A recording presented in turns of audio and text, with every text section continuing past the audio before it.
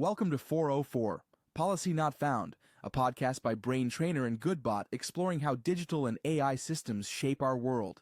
In today's episode, we'll unpack a controversial piece of legislation in Canada right now, Bill C-2, or the Strong Borders Act. What does it really do? Who's most affected? And what's at stake for Canadians' privacy, rights, and freedoms? To help us break it all down, we're joined by Matt Hatfield, Executive Director of openmedia.org, and a leading advocate for digital rights, privacy, free expression, and platform accountability. All right, let's get started. Hello, everybody. We're here again for Policy Not Found, episode 6, and today we have Matt Hatfield joining us. Ready? Kick us off. Thanks, Norman. Matt, great to have you here. We're at a moment where the summer, the new government got kicked off, and one of the first things that happened is the launch of Bill C-2, so-called Strong Borders Act. And, we want to get into that today, but first of all, I want to just actually hear a little bit about who you are. Tell me about your work with Open Media. How did you get into this work? We just want to get a little bit of a sense for who you are. Yeah, so I'm Executive Director of Open Media.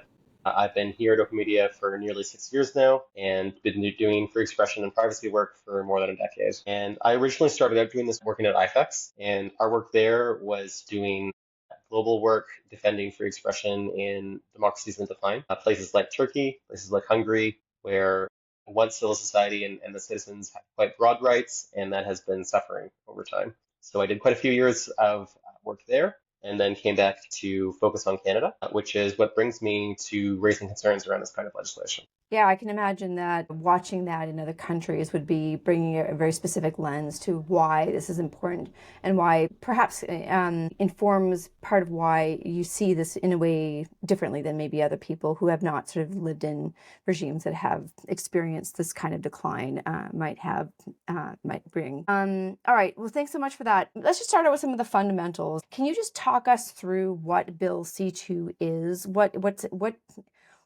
the public hearing about what this message is, and what's it actually doing? So the public is hearing a couple different things. And I think there's those different messages we're getting from the government, and then there's the reality of it. The public is hearing, on the one hand, that this is a quote-unquote Strong Borders Act. This is about making Canada safe, about dealing with some migration-related problems, and about making it easier for law enforcement to protect us from the emerging criminal environment, from all the new threats of the 21st century. When you kind of press government on that, they're saying something else. So the introducing public safety minister, when he was asked, said, well, this is also about reducing irritants with the US. It's about harmonizing our laws in some ways with them. And it's about, frankly, making it much easier for US law enforcement to demand data from Canadian sources in the future. And then there's what I think it's actually about. And a lot of it is about breaking the balance between our privacy and our rights. It's about law enforcement that aren't willing to continue working in a lawful access system that gives them actually quite broad power to access a lot of data when they need it from each of us, and actually create a deeply unbalanced system that would give them the ability to demand data without a warrant from anyone who holds data in this country, not just telcos or ISPs, but actually any entity that holds data about you. They could come and say, does this person have an account with you? How long have they had it for? And what do you know about other accounts this person might have?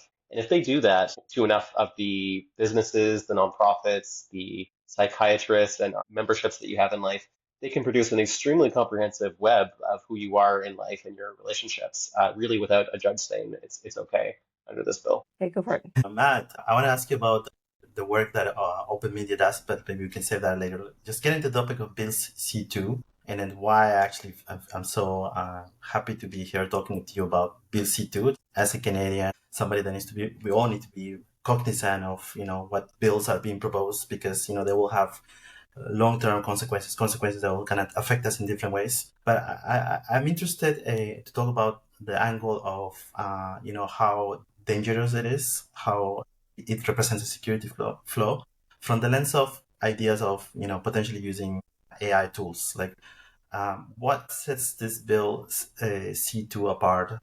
And of course, the topic of this podcast, we've been talking about technology, concentration of power, but specifically, talk about what makes it unique this time around, if it's for AI, if it's for any other reason. Yeah, I think a lot of these powers are becoming much more dangerous in the age of AI. So the greatest protection that any of us have ever always had for our privacy has not necessarily been the law, it's been obscurity. It's been the fact that most of us are not that important. No one is going to spend that much by way of resources trying to surveil us. And so there's what the law technically allows, and there is what can occur.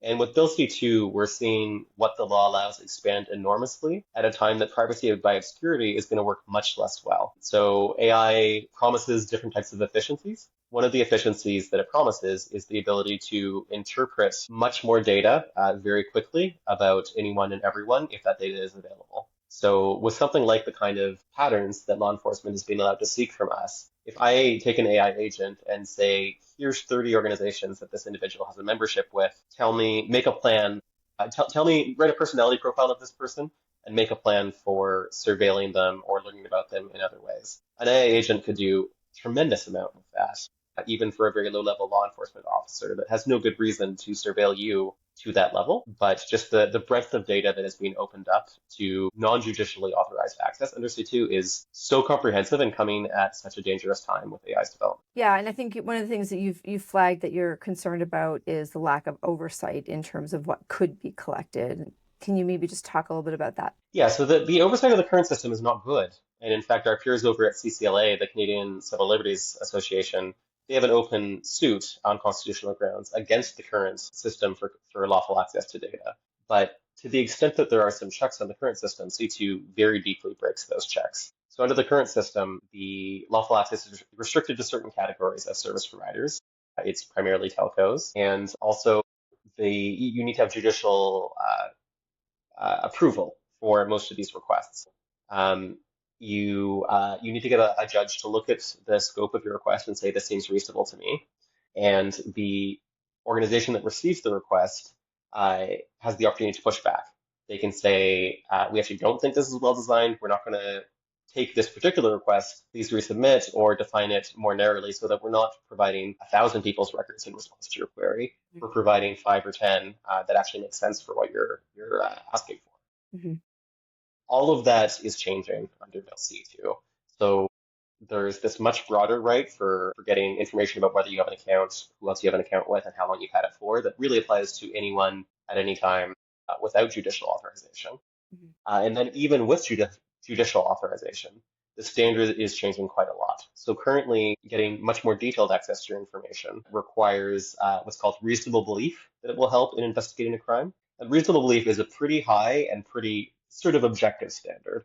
The judge will say, if I were in the shoes of this law enforcement officer, based off the information I have, would it be reasonable for me to believe that accessing this and all of this information I'm asking for would advance my exploration of that crime? Reasonable suspicion is the new standard. And reasonable suspicion is a much, much lower standard where I might think that it's reasonable for me to suspect this thing based on the data I have. You think a different thing is reasonable. A third person thinks something else. It's going to be much harder for judges to decide to refuse a request under that standard, or for providers to push back against a request as well. Okay. So Matt, can you just maybe start by getting into some very concrete examples of how this might affect people? So there's a number of different examples of how this might affect people at borders or in some sort of an investigatory capacity. Can you just try to make this real for anybody, for people, different kinds of communities that might be affected? Yeah. So it's a 16-part bill, 140 pages. And there's a lot in there that is outside of our mandate proper. We're focused on the privacy side, but there's very serious concerns with some of the human rights impacts on refugees and migrants as well that I think are worth exploring. But focused on the privacy side, it's really quite astounding how broad this could go. Law enforcement could make these kind of requests to your psychologist or psychiatrist. They could make it to a social club you're a member of, to a web forum you're a member of, to a housing establishment in which you have been considering moving to or used to live in. Really, anyone who holds any data about you in this country could be asked, has this person had an account with you? For how long? And what else do you know about their accounts that they may have with other people? And on top of that, there's a very broad sort of exemption from legal liability for all these providers for voluntarily turning over extra information to law enforcement, which creates a very tilted system. So they're able to demand this relatively narrow category without any judicial authorization. But if I'm a small organization and I'm facing this broad kind of scary demand from law enforcement, it's probably pretty tempting for me to say, oh, I'm just going to give you everything, or I'm just going to give you as much as I possibly can. Then you'll go away and you'll leave me alone. And under Bill C-2, there's no penalty or legal risk to that organization from over divulging your confidential information, stuff that normally they would not be allowed to share. If in the context of law enforcement, they have sort of a bit of a blank check for sharing your information. Yeah, and so that feels like it's both this broad mandate, but also the fact that it's this very low barrier of reasonable suspicion. Like you don't need to have committed a crime, or very likely it's just kind of this very vague definition. So that feels like it's very concerning. It's not necessarily that you've committed a crime, but that your information might assist them in exploring a crime. Right. So anyone tangentially at the edge, even imaginably, reasonable suspicion of a crime could be caught up. And I think of these situations always as sort of a scales where we're balancing between privacy rights and public safety. And of course, there is a healthy balance to strike in different cases around that. We have a system already for getting emergency response and emergency information from different organizations. But Bill C-2 just puts the weight very, very heavily on the side against your privacy to the extent that so many of your privacy rights would be fundamentally compromised if it passes. Can you just actually also make this bring us some concrete examples of what this looks like globally as well? As here we're imagining what this could look like, but this is actually already in place in some countries. And so can you talk about what that has looked like in those countries and what that has meant for those societies? I would not say that there are many what we would consider successful democracies that have passed successful or similar legislation to Bill C-2. I would say that legislation like this gives law enforcement tremendous scope for fishing expeditions. And a fishing expedition is when you don't actually have any idea that someone's committed any crimes, but maybe a politician you work with is putting quite a bit of pressure on you. Hey, dig up what you can on this person. Maybe someone is engaging in lawful protests and absolutely within the terms of the Constitution and laws of that country. But you have a strong incentive to find something that you can cause trouble with this individual around. And that's where the lack of judicial overview and the reasonable suspicion standard are both huge problems, because we're seeing south of the border in the US, very, very often everyone knows that what a particular type of harassment or a particular case filed against someone on paper, that is not really why the government is doing what it's doing. There is a desire from the political powers that be in the US to punish or to stigmatize a given organization or individual, or drive out, to remove the power center that is opposing them. And they're abusing the law to try to do that. And when you have this incredibly broad right to just sort of sniff around and see what you can find about someone, it's a tremendous power to, at minimum, sort of use law enforcement to harass someone, if not directly find ways of attacking and marginalizing. Yeah, we're seeing that at the Fed, the Lisa Cook, this fraud charge against her. So that feels like a very concrete example that's just happened this week. Norman, and I can tell you that's incredibly common in sliding democracies. We see a ton of that in Eastern Europe, in Turkey. In some cases, there's even a real case there. But the case was only discovered because law enforcement was explicitly sent out there to fish around and find someone on this. Norman, over to you. Yeah, so we were living to a unprecedented times, right? Just think about like AI alone, it goes fast paced and different things are all happening at the same time. From your perspective, do you think, what do you think is a sense of urgency? I mean, like on the one hand, you can say, yeah, they should have done consultations. Those consultations take more time, of course, can elongate the timeline. But from your point of view, what do you think is the government's sense of urgency? And before you answer that, let me share with you an article from the Global Mail. I think you have the capacity to do this, as I have this open. I specifically, because I am in my organization, Brain Trainer, as a Latino, I'm a Latino leader, I'm in the Latino spheres. And we're always thinking about, we have the biggest border in the United States. And something is happening right now there, specifically around, Latinos, with all of the ICE raids and everything that's going on. When you look at, this article that just came out, saying there's a sharp rise of Americans actually applying to refugee status. That's an example of an unprecedented thing that is unheard of. Like, what are you talking about? Like American refugees and Latinos probably and others coming because of the would we be looking maybe because when you look at the number from 2020 last year, so 2024, 204 people filed refugee claims in Canada with the United States. That's last year. So could one of the reasons be that maybe in the next couple of years, or maybe this year alone, next year, we can probably see skyrocketing effects like this? And maybe that's a reason why, like, you have to do fast, fast, fast, fast, because, like, these things are adapting as well, right? Any thoughts on that? Yes, yes, I think that's a possibility. And I think that one of the greatest gifts that a democracy can give its neighbors when their democracy seems to be sliding towards a less democratic or autocratic system is being a refuge for peaceful refugees who want to continue to mount their opposition to what's going on in their home country. I think we may see more refugees of different types in the future from the US under this current regime. And I think setting our laws up such that it'll be much harder for them to come here, or potentially so it'll be easier for US law enforcement or law enforcement from other countries with sliding democratic systems to pursue and punish them here, I think is really concerning and troubling. We need to talk a bit about the Cloud Act and about our colleagues at Citizen Lab, I think, have quite convincingly argued that Bill C-2 has been drafted in part to make it easier for Canada to harmonize our laws with laws in both the US and with other countries around law enforcement in one country making data requests from another. And I think it's reasonable to have a lot of concern around the type of requests that Canada may face from law enforcement in the US, both under the current ICE crackdown and under future moves that they may make. And in terms of groups that are most affected, aside from, like, we're thinking about border and we're thinking about refugees, of course, you'd imagine that they would be one of the groups most affected. Any other groups that would be most affected by this passing, essentially? Everyone in Canada would be quite seriously affected by this legislation passing. So, we take it as a given in our democracy that we get to tell the government off when we're angry. And in some ways, the work that open media does is all about giving people a voice and an opportunity to tell the government off when we're angry. The chilling effect of this kind of bill passing and of law enforcement being able to sniff around and try to identify problems with you without you having committed any reasonable crime, I think is huge and would affect absolutely everyone who's ever had any issue with anything any government has done here. And of course, I think some marginalized communities usually face the worst of these kind of things.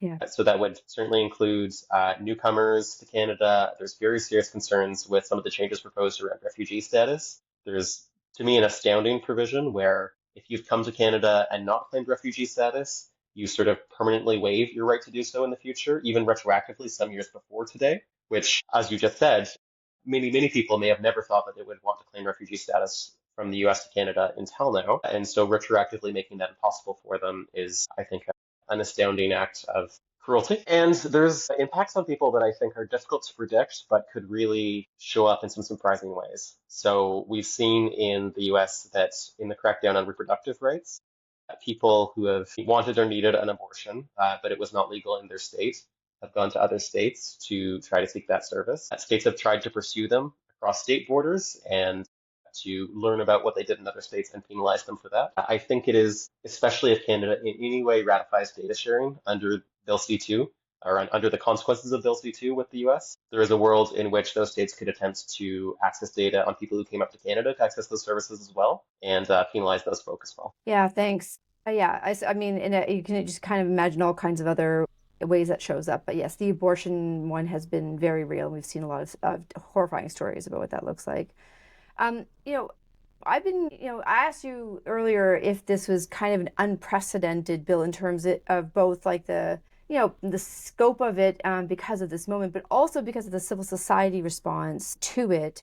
And you shared to me that it's not actually because there was another bill, C-51, which was the terrorism bill from a couple of decades ago that really was the sort of galvanizing sort of catalyst that brought a lot of the civil society organizations together. Can you tell us a little bit about that moment, that bill, and what happened to kind of change the conversation? Yeah, so Bill C-51, as people will recall, was one of the more distant waves of the 9/11 attacks and the kind of crackdown on civil liberties and on privacy across North America that followed on those attacks. The details of Bill C-51 were quite different at the time. We were in a different society, a different world, not just vis-a-vis the US, but also not the same kind of world around online platforms. Different things were technically possible or not possible at the time. AI was a cool idea in some labs rather than a daily reality for most people. But I think the thread that connects the two is who wants this and what the directional push is from them. So the people who care most about this is law enforcement. It's people who, I guess understandably, think, wow, wouldn't my job be so much easier if I could just get whatever I wanted whenever I wanted it? And yes, some people's jobs would be easier if we gave into that. But the push that they're angling for is maximum access to as much data about you as they can get, with as little oversight or check on that access as possible. Mhm. So it's not just that they want to have access to a huge amount of information about you, including under Bill C-2, potentially some things that could compromise your private messaging. It's also that they don't want anyone saying, no, you can't do that when they make that request, and they don't want anyone following up and providing transparency to what they've accessed or potential oversight over the overall system. So that's where there's a strong desire to pull judicial oversight out of the system. That's where there's a lot of resistance to publishing any kind of transparent reporting on how many of these requests are occurring, Yeah. how who's making the requests and who they're about. I was just speaking to a Globe reporter earlier today about how the existing lawful access works purely with telecoms. And I think a lot of people would be surprised at how many people's data is accessed in one way or another under the existing system. So under the existing system, millions of records are pulled on people every year by law enforcement with judicial authorization. There are some checks and balances to that. It's not nearly good enough as is, but we are seeing an order of magnitude increase in what will be possible for law enforcement to do under C-2. Yeah, I can imagine that they're like just between the language of the bill, which sort of seems to kind of have a public messaging purpose, and sort of maybe a trust in Carney at this moment in time. That maybe some Canadians are not as concerned as perhaps they should be about this bill, but Canada already has a very centralized government in terms of a liberal democracy, and this vastly expands that scope. And so, what do you think the implications would be if we had somebody who had an authoritarian tendency in a centralized context? Very dire. I think it's bad no matter what, but very dire in that context.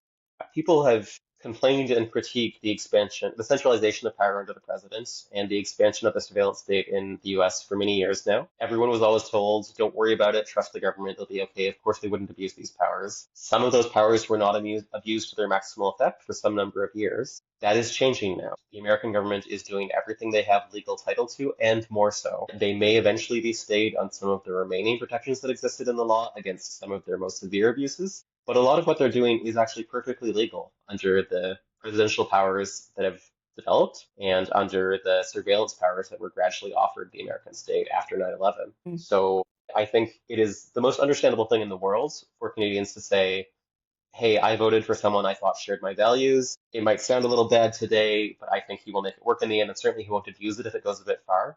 Yeah. Wipe that thought from your mind. Do not think about what you do or don't feel about Carney. Think about what you would trust to any government that could come to power in this country over the next 10 or 20 years, and think about whether you're comfortable with this kind of PowerPoint. Thanks. Norman? Yeah, I think we're probably going to be closing soon.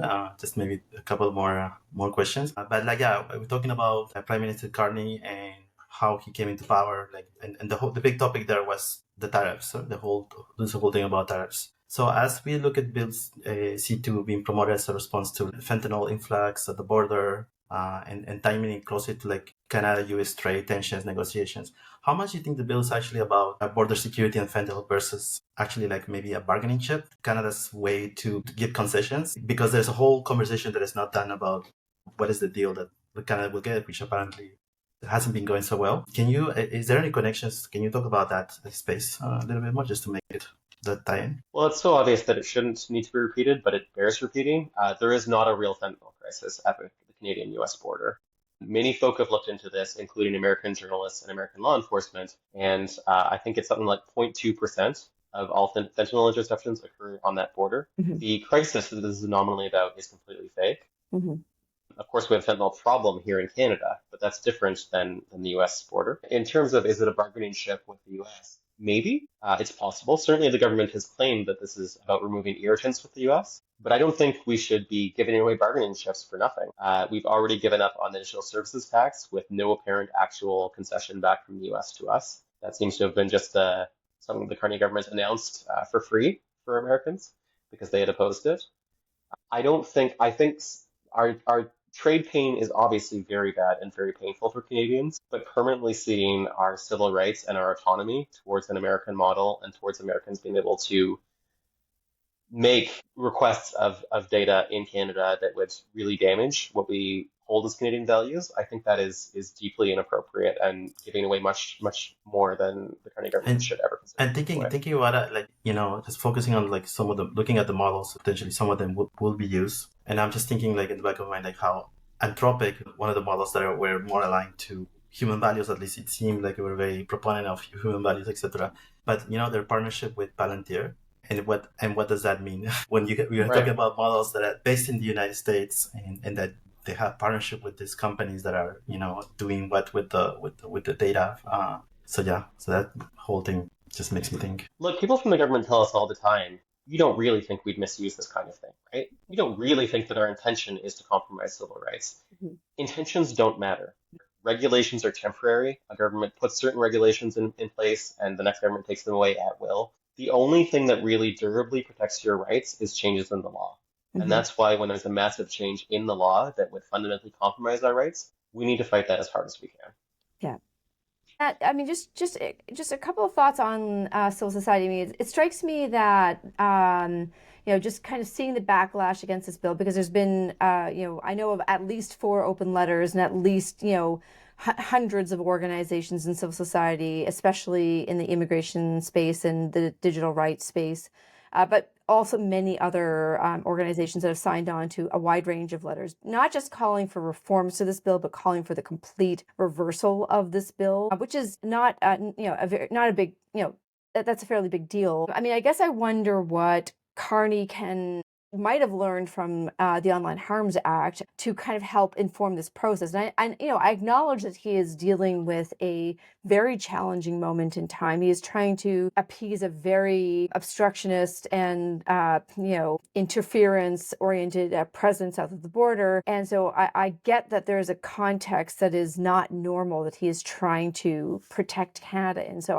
I do get that. But what might he have done differently that might have resulted in a bill that Canadians can get behind? Yeah. Unfortunately, he doesn't seem to be showing that he's learned anything in particular from the online harms process. As you know, the online harms bill, the government's first proposal, which was announced as a white paper back in 2021, open media thought was incredibly destructive and misguided. We said so. We were one of the harshest critics of that proposal, but it actually had many critics across the country and around the world. And the government of the time wisely, I think, stopped, had a second thought, launched a full public consultation, both with stakeholders around the country and with experts, and came back with a much more carefully designed bill. Not a perfect bill. It still had some major issues, but a bill that could be reformed into being passed and came very close to being passed in the last parliament. Unfortunately, Carney doesn't really come from the parliamentary world. He comes from a more corporate world or a more ministerial world. And I think he wants to run Canada like a company he's cleaning up and not like a democracy. Yeah. Mark Carney needs to realize he's running a democracy and not a corporation. Democracy, you need to stop and account for public pressure and public protest. Few, if any, people in Canada want this bill. So our hope and expectation is that at least government will slow down and take time to hear and address a lot of the feedback they're getting. But ideally, they should strike this bill. And if there's something that's necessary around borders, bring a different bill. Yeah, I mean, it strikes me that there's been this very confrontational relationship, often that sort of starts out in a government that's sort of trying to move fast. And I get that impulse. You're trying to get a lot of stuff done when you have a mandate. But that sort of ends up breaking trust along the way. And I guess I personally would like to see government seeing civil society as an asset and a partner in a lot of these problems, because I think we bring a lot to bear, a lot of solutions that can help actually imagine how to strengthen Canadian sovereignty as well. So maybe just as a final closing question, Matt, what's one thing you want to ask the public to do, and one thing you want to ask the government to maybe think about differently going forward? The public needs to get out of the Carney honeymoon phase and look seriously at this bill and see if it speaks to their values and what they want for this country. I'm fairly sure it doesn't for most people. And if it doesn't, they need to tell the government that. And as for the government, they need to focus on digital policy bills that are actually widely accepted wins. We badly need privacy reform in this country. We do need an online harms bill. We do need them to pass the cybersecurity bill that they have reintroduced, but to get some fixes in there. Focus on things that everyone agrees are necessary and not this extraordinarily divisive and damaging. Yeah, great. Thanks. Norman, do you want to close us off? Yeah, more specifically, just to speak on more specifically, what can people do specifically, like writing their MPs, writing a blog post? What are some of the things that people, even little things, would be helpful aside from just knowing what's happening? Contacting your MP is the most valuable thing you can do. Your MP doesn't hear from that many people. When 10 or 20 people reach out to them about something, it makes a difference. And so if people can contact their MP themselves, use our tools at openmedia.org, use the tools that other folks focused on the migrant side are producing as well, you can take several of those actions and really just talk to other people you know about this bill so that they're activated as well. It really doesn't take that many activations between citizens to produce an enormous movement. But unfortunately, we're all used to talking to our screens and not to each other.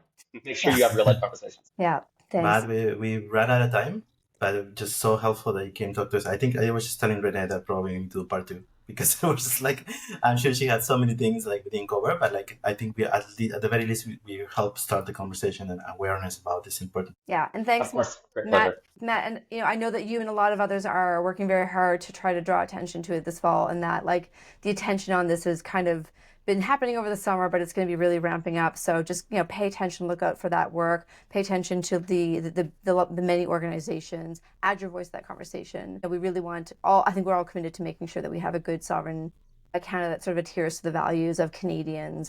And we really thank you for your work on trying to make sure that we are protecting Canadians' rights. Thanks so much for your time today. Thanks everybody. Bye. Pleasure.